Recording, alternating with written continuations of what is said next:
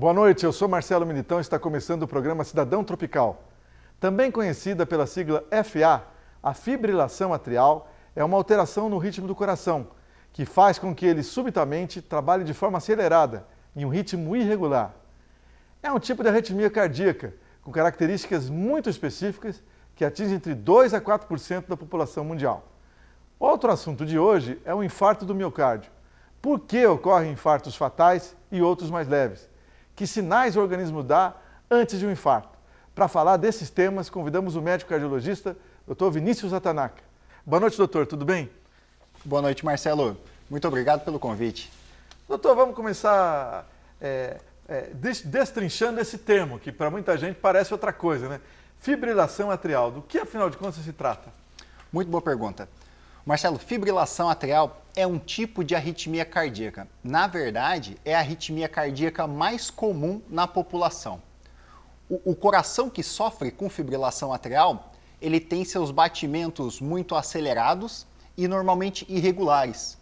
Isso faz com que gerem sintomas de má circulação sanguínea. Então, o paciente ele queixa, por vezes, de cansaço, falta de energia, batedeira, o coração fica muito acelerado. E aí a gente suspeita desse diagnóstico de fibrilação atrial. Mas isso a pessoa, ela nasce, ela herda, como é que funciona? Fibrilação atrial ela é uma doença que ela acomete especialmente a população mais idosa. Pode aparecer em qualquer idade. Em cada idade que ela aparece, a gente suspeita de coisas diferentes. Por exemplo, ela é muito rara na infância. A gente fala que na população com menos de 55 anos, 0,1% das pessoas devem ter fibrilação atrial. Já naquelas com mais de 75 anos, tem os trabalhos que falam que até 10% ou mais da população tem essa arritmia cardíaca. E ela, portanto, além de ser uma arritmia muito comum, ela traz alguns riscos que a gente precisa conhecer. O que acontece na fibrilação atrial? Os átrios, que são as câmaras superiores do coração, eles devem trabalhar coordenadamente com os ventrículos, que são as câmaras inferiores. Na fibrilação atrial, os átrios eles ficam descoordenados, eles tentam bater muito acelerado e perde essa sincronia com o ventrículo. Nisso, o sangue que está dentro do átrio, que deveria ser enviado para o ventrículo, fica ali meio parado. Sangue parado, Marcelo, forma coágulo. Se esse coágulo cai na circulação sanguínea, ele vai obstruir algum vaso sanguíneo, causando um entupimento. E o lugar mais comum dele causar entupimento é no cérebro, fazendo um AVC, que é o popular derrame, né? Ah, a consequência principal é essa. Exatamente, e muito dramática. Quando a gente pega, por exemplo, várias causas de AVC, a gente sabe que os AVCs causados por essa arritmia costumam ser mais graves do que os outros AVCs. E se tem estudos, doutor, do que causa a fibrilação atrial? Por exemplo, tem problema no coração que a pessoa não faz exercício, né? Vive estressada, não se alimenta muito mal. A fibrilação não é isso, é? A fibrilação atrial, ela tem várias causas. Então, assim, por isso que é importante procurar um especialista para entender. Aliás, como é que chama esse especialista? Não é todo cardiologista que trata disso, né? Exatamente, não. Existe uma área da cardiologia que é especializada em arritmias cardíacas, porque essa área das arritmias evoluiu tanto nos últimos anos que existe uma formação dedicada para isso, que chama eletrofisiologia. É o eletrofisiologista que estuda essa parte das arritmias. E existem vários tipos de arritmias, né? A gente está falando da fibrilação atrial, que é uma arritmia que o coração bate acelerado, mas também tem aquelas arritmias que o coração bate mais lento, que aí é outro tipo de arritmia. Então, o eletrofisiologista cuida de arritmias aceleradas e quem faz estimulação cardíaca cuida das arritmias lentas. Mas no fim, hoje, o especialista em arritmias trata todos esses distúrbios aí dos ritmos do coração. E voltando nas causas, então. Causas de fibrilação atrial. Marcelo, são múltiplas causas, tá? Então, em geral, são aquelas causas que a gente já conhece muito na cardiologia. Por exemplo, sedentarismo. O cara que é muito parado tem mais fibrilação atrial. Obesidade está muito relacionado com o aparecimento de fibrilação atrial. Apneia do sono. O cara que a esposa reclama que ronca muito, chega lá no consultório, a primeira coisa que ela fala, doutor, ele ronca a noite inteira. A gente já suspeita de fibrilação atrial. Álcool. Alto consumo de álcool está muito relacionado também ao desenvolvimento dessa arritmia. e várias outras causas. Essas são as causas mais comuns.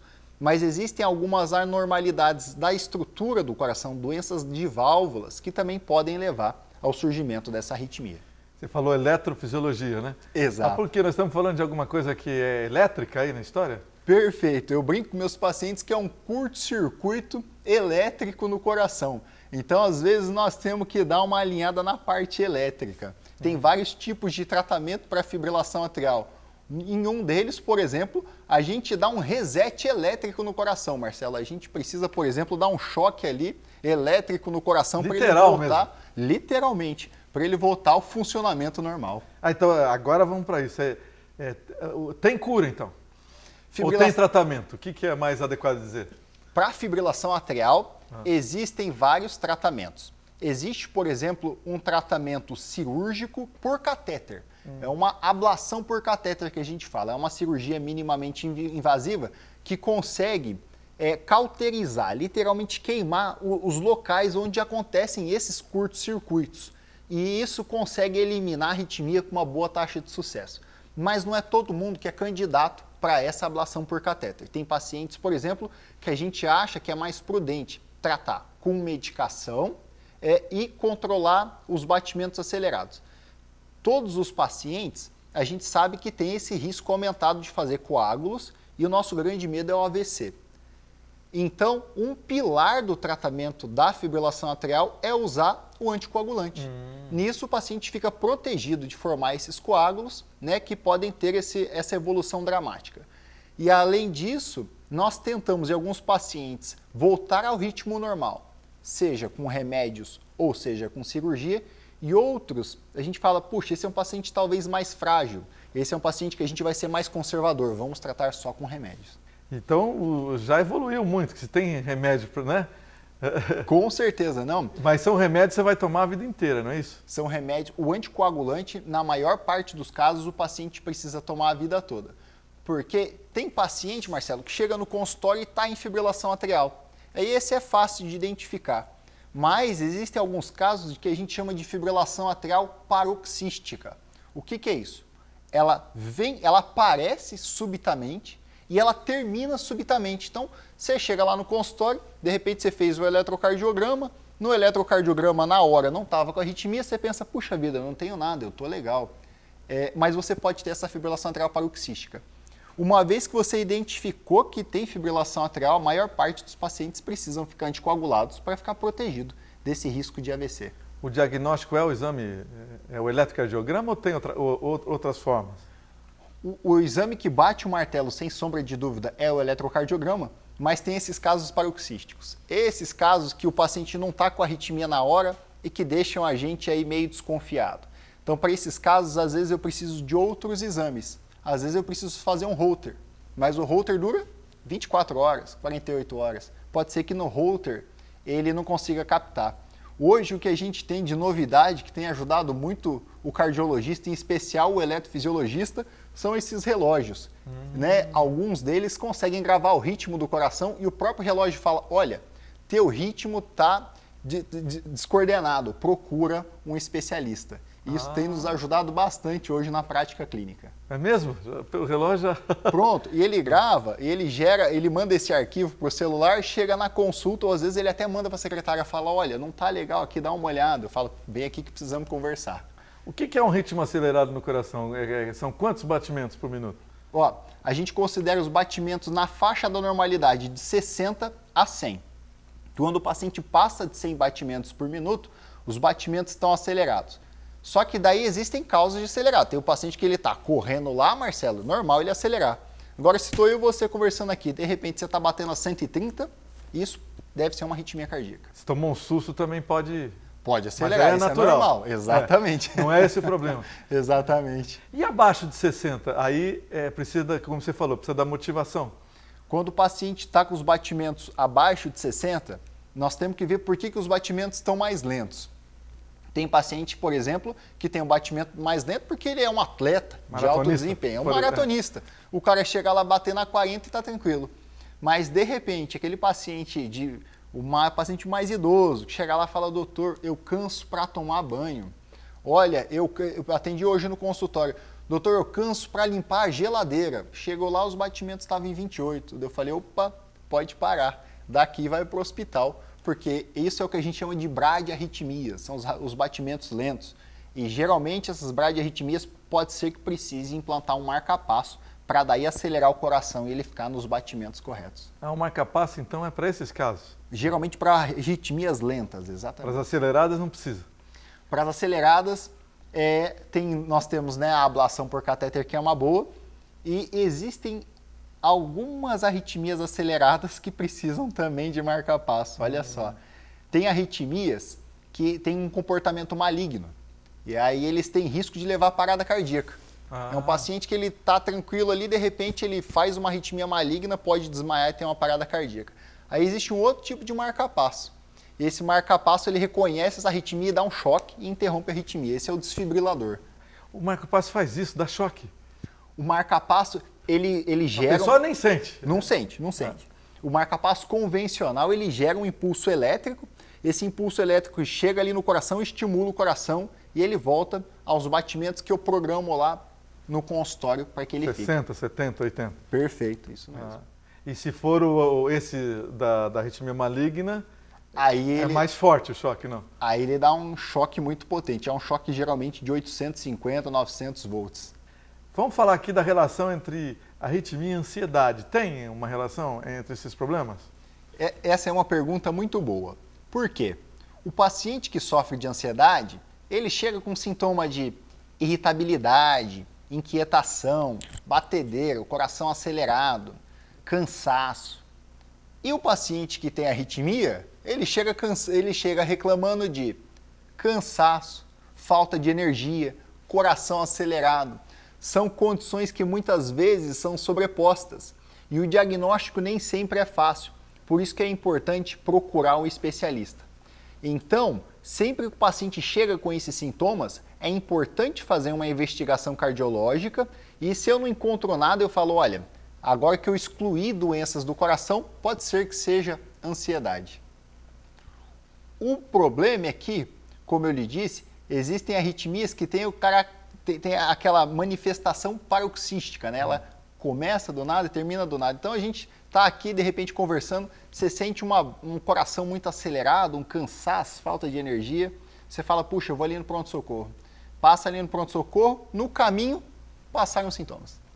Ficou normal. Chega lá no pronto-socorro, se faz o eletro, fala, puxa, o eletro está normal, eu não tenho arritmia, e eu fico assim, deve ser ansiedade. E às vezes o paciente fica tratando mesmo a ansiedade por algum tempo, até levar esse diagnóstico de arritmia cardíaca. Ela tomando medicamento para ansiedade. E é arritmia, sabe?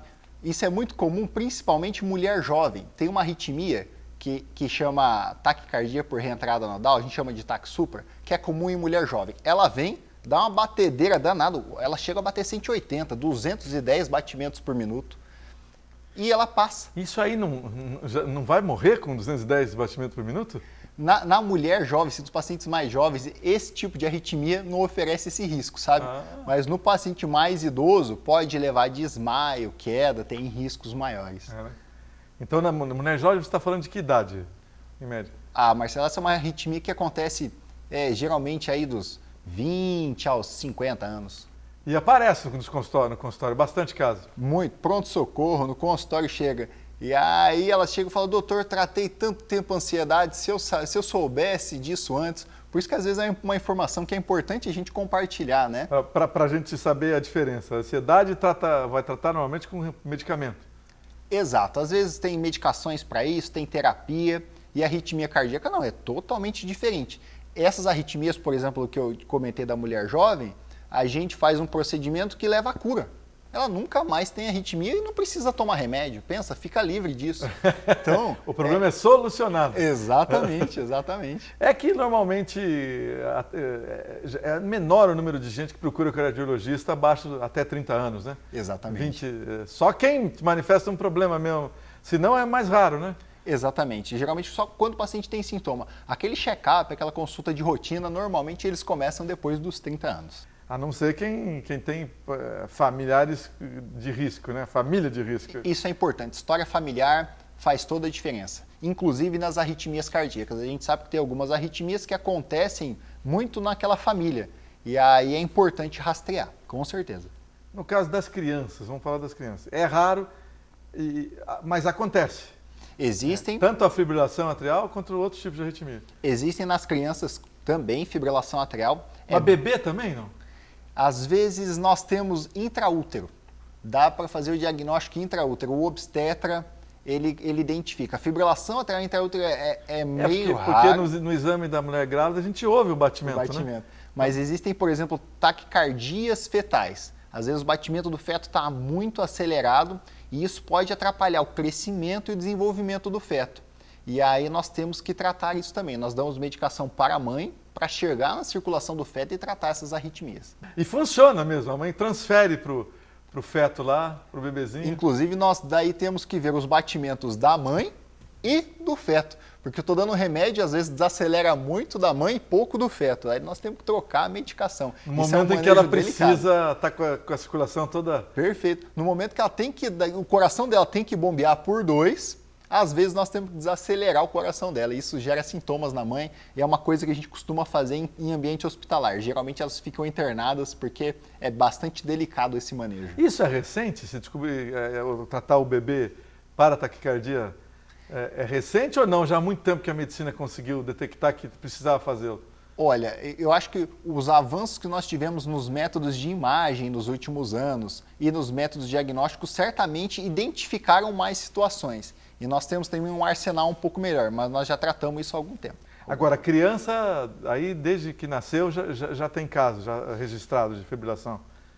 Fibrilação atrial na infância é bem mais raro, mas existem outras arritmias na infância de coração acelerado que são até que prevalentes, sabe? Essas a gente vê bastante no consultório. Mas aí já trata, mesmo sendo uma criança e tal? Nós tratamos. Começa a medicação na infância. Algumas não precisam, mas boa parte delas precisam de medicação.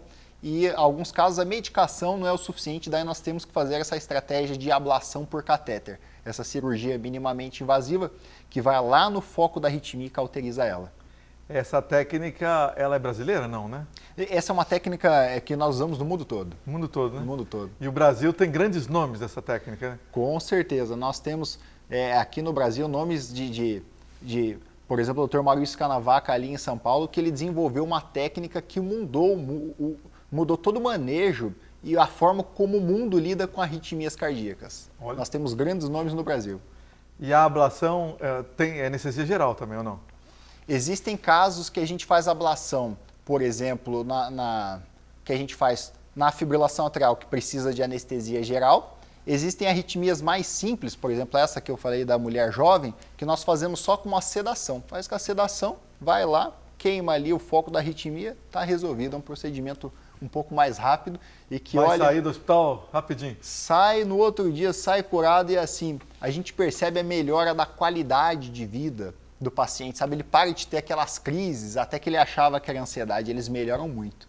Hoje, você tem muita gente aí com aparelhos, o celular, por exemplo, e outros aparelhos, videogame, etc., sem parar, certo? E é tudo eletroeletrônico, né? Isso aí, tem algum estudo, doutor? Isso afeta, né? Essa questão elétrica do coração pode causar algum problema desses?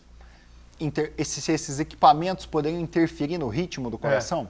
Olha, esses equipamentos eles não têm assim uma potência eletromagnética forte o suficiente para alterar o ritmo natural do coração. Mas nos pacientes portadores de marca-passo, ou seja, naqueles que têm um ritmo artificial, sim, alguns equipamentos interferem no funcionamento do marca-passo. Esse é um negócio interessante porque hoje em dia nós usamos celulares cada vez mais modernos, com baterias cada vez maiores, não é mesmo? E junto dessa bateria vem um ímã. E muitas vezes o paciente ele costuma colocar o celular aqui no bolso da camisa, bem em cima do marca-passo. Muita gente faz isso. Nós temos a descrição aí de vários marca-passos que deixam de funcionar corretamente por conta disso daí. O ímã causa isso? O ímã, a bateria grande do celular em cima do marca-passo artificial causa isso. Ou seja, vai ter que passar por uma troca do aparelho. Não, daí nós damos umas orientações, sabe? A gente fala, olha, evita, não deixa o celular em cima, conversa com o celular do lado oposto do marca-passo. E as próprias geradores novos, os marca-passos novos, tentam ser blindados para isso. Mas ainda acontece muita interferência. E marca-passo, uma vez colocado, é para a vida toda ou não? Ou tem que ser trocado? O que acontece, né? O paciente que precisa do marca-passo é porque os batimentos estão lentos. E esses batimentos lentos são por degeneração dos fios do coração. Então, assim, a fiação do coração, eu brinco com o paciente ali que já está muito gasta. Nós temos que passar o fio novo. Então, a gente passa o fio novo e deixa o marca-passo ali.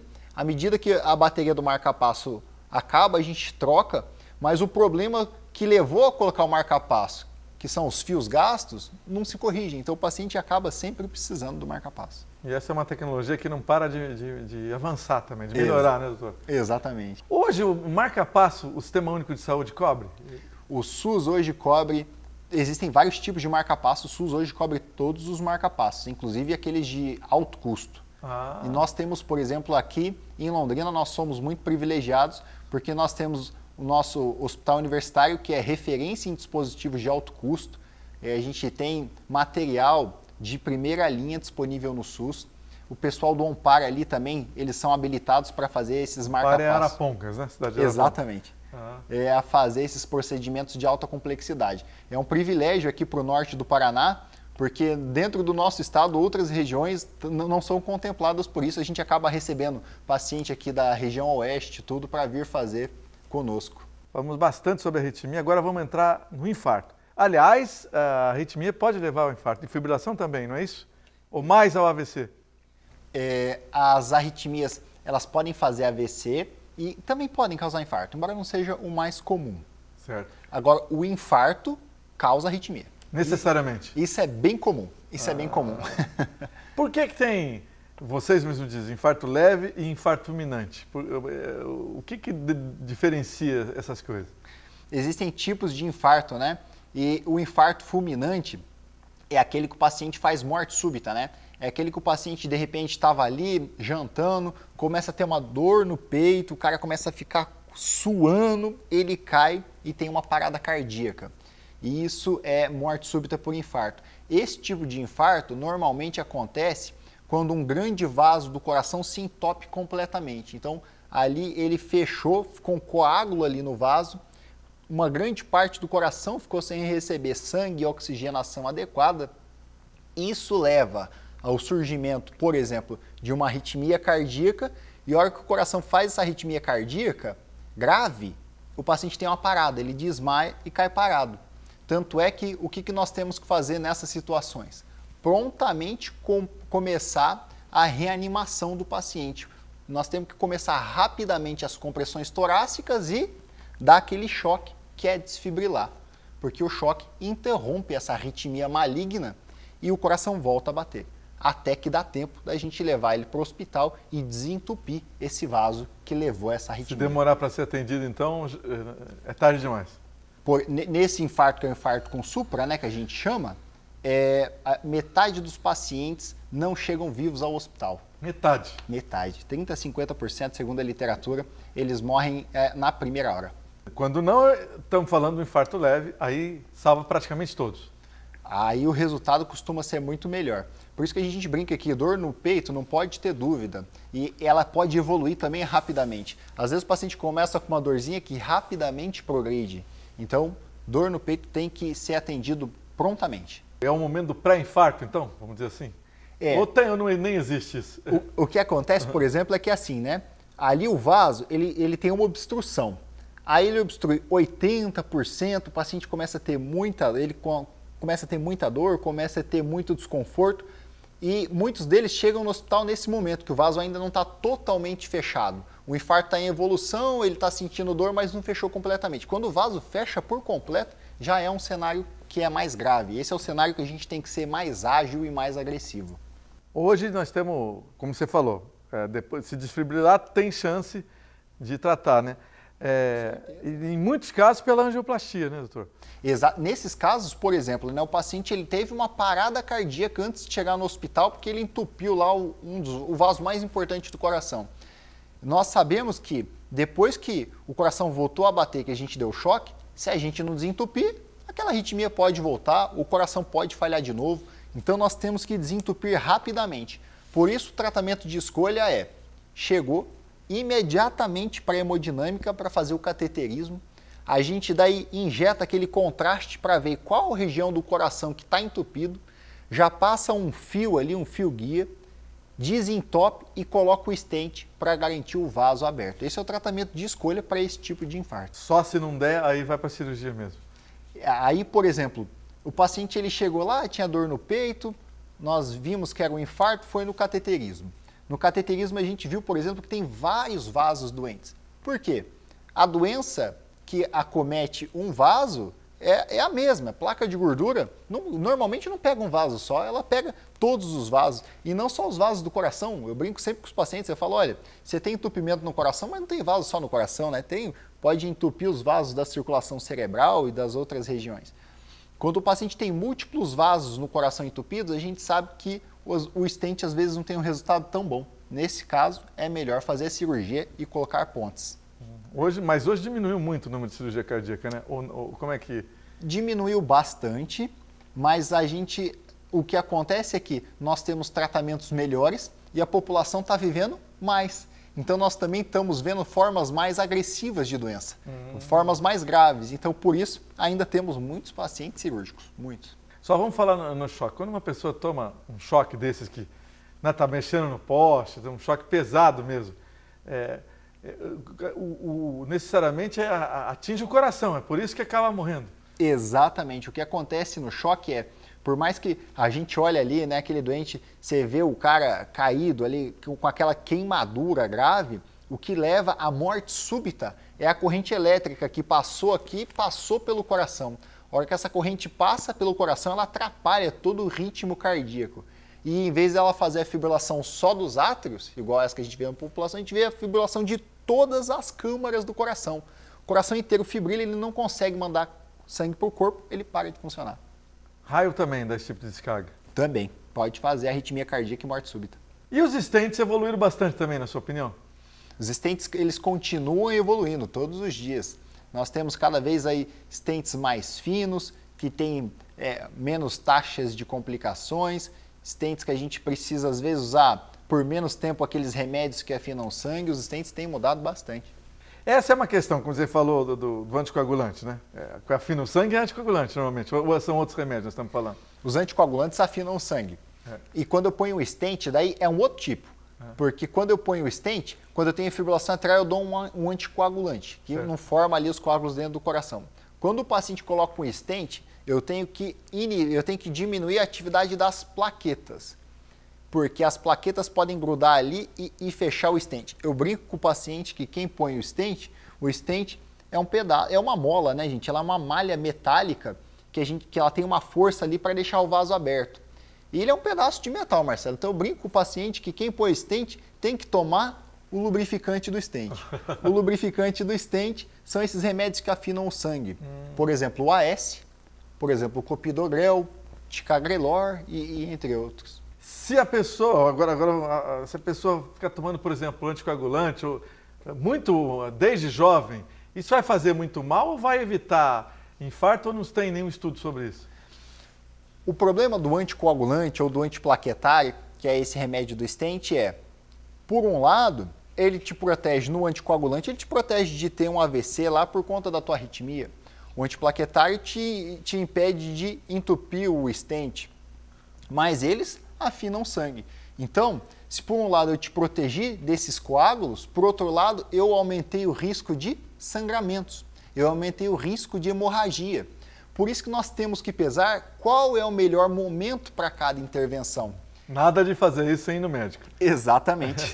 Porque a AS mesmo, muita gente sai receitando, né? Eu toma também, que você não vai ter infarto, você não vai ter, não é? Isso aqui vai te proteger, e realmente ele protege. Só que protege para aquela pessoa que precisa. Porque para aquela pessoa que não precisa, às vezes fica tomando muito tempo AS, pode desenvolver às vezes uma úlcera no estômago, pode levar a sangramentos. Então tudo isso a gente põe na balança e vê qual que é o melhor benefício para o paciente. Esse sangramento que você está falando é externo ou é uma hemorragia interna?